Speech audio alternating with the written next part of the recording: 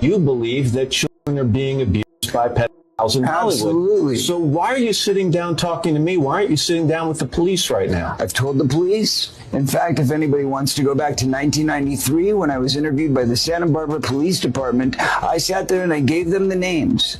They're on record. They have all of this information. That's insane thinking. I'm paranoid. I imagined that stuff.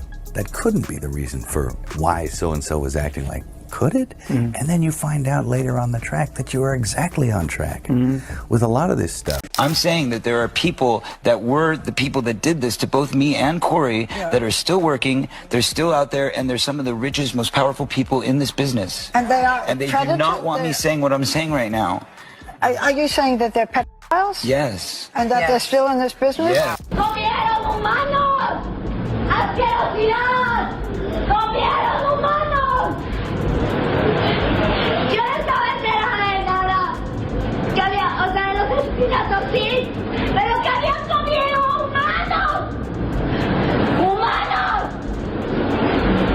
Fuera la carne humana. Yes, you heard that right. And many people online have been talking about a supposed shift in how certain past controversies are being viewed, especially around Mel Gibson, whose career history has been complicated by public scandals and industry fallout.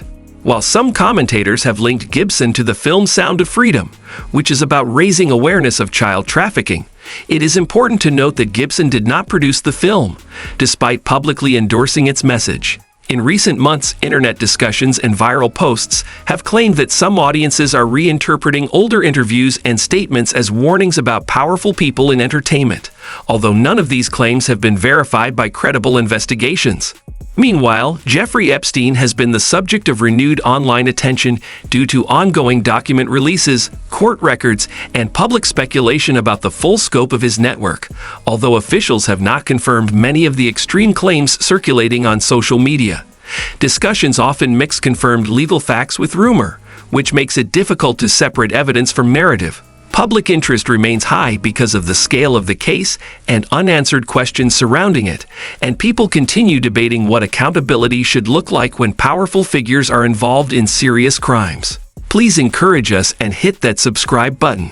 Now, check this out. You know, I had a whole bunch of weird paranoid suspicions about what the hell was going on because there was a lot of stuff I couldn't understand. Right. And nobody was really bothering to explain it to me. They don't. And I formed a bunch of opinions about the town and about the people in it that were like, surely that couldn't be, because a whole place can't be like, you know, Weird Town, you know, where the stranger wanders in and all the people are in the bar and they all shut up when he looks at them and they tell you don't go into the house on the hill, and it's like that. When people reread the Epstein narrative, many more disturbing details come to light. One email in particular, which is frequently brought up in debates, seems to show Epstein using extremely dehumanizing language when describing people, stating, "They are like shrimp." Many readers found the sentence, "You throw away the top, keep the body," to be unsettling and hard to ignore. Long-standing anxieties and annoyances have been rekindled by recently made public records, particularly since, aside from Epstein, no further arrests have been made, leading to continuous public discussion and even unsubstantiated rumors that he may still be alive. Ghislaine Maxwell, meanwhile, is still behind bars. Reports state that although it is still a federal prison, the conditions inside are what some critics call extraordinarily comfortable.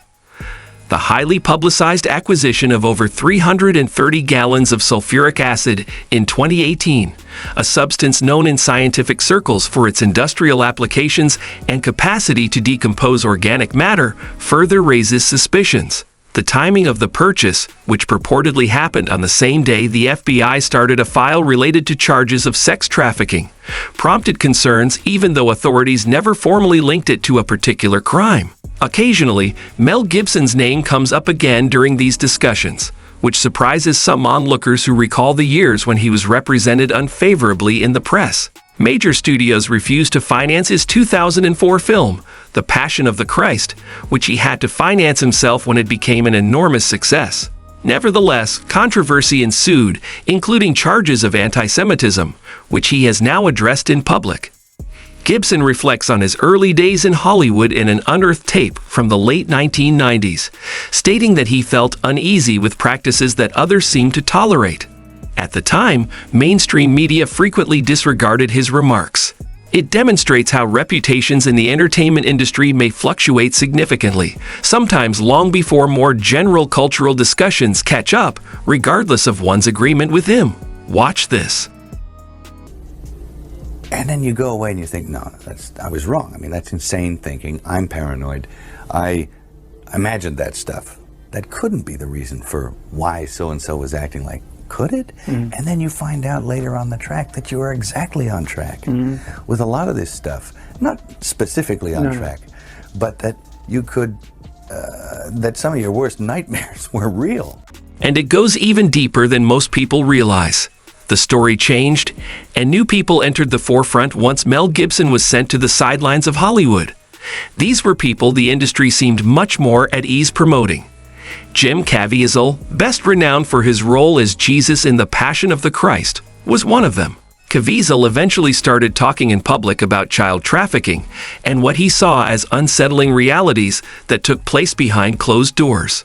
In the end, Gibson and Caviezel worked together on Sound of Freedom, which Caviezel starred in and Alejandro Monteverde directed.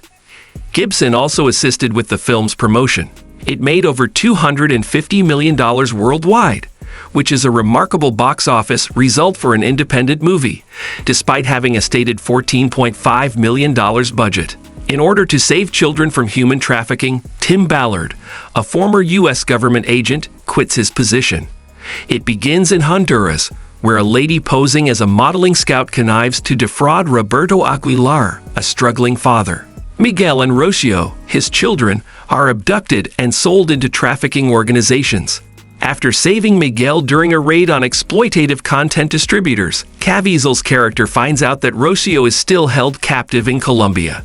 He sets out on a perilous quest to locate her in spite of bureaucratic obstacles, collaborating with local contacts and conducting an undercover sting in Cartagena to enter trafficking networks.